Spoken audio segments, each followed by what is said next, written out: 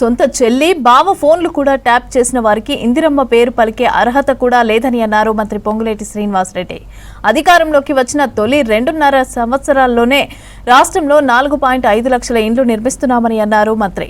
ఇందిరమ్మ పాలన అంటే ఏంటో గ్రామాల్లోకి వెళ్లి ఇందిరమ్మ ఇండ్లు కట్టుకున్న కుటుంబాలను అడిగితే తెలుస్తుందని అన్నారు. కానీ ఫామ్ హౌస్లలో ఉంటే ఏం తెలుస్తుందని ఎక్స్లో పోస్ట్ పెట్టారు మంత్రి.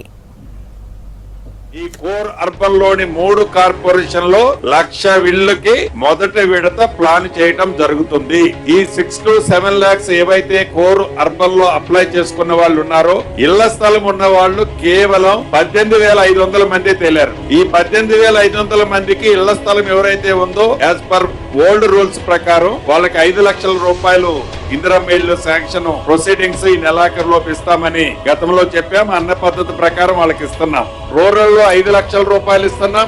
అర్బన్ లో 5 లక్షల రూపాయలతో పాటుగా అన్డివైడెడ్ షేర్ ల్యాండ్ ని కూడా ఇవ్వాలన్నది ఈ రోజు కేబినెట్ నిర్ణయించి దాని విధి విధానాలు, ఆ బెనిఫిషరీని ఎలా సెలెక్ట్ చేయాలి, ఎంత అమౌంట్ మ్యాచింగ్ ఎవరైతే బెనిఫిషరీ ఉంటాడో వారికి ఇవ్వాలి అనేది నిర్ణయం.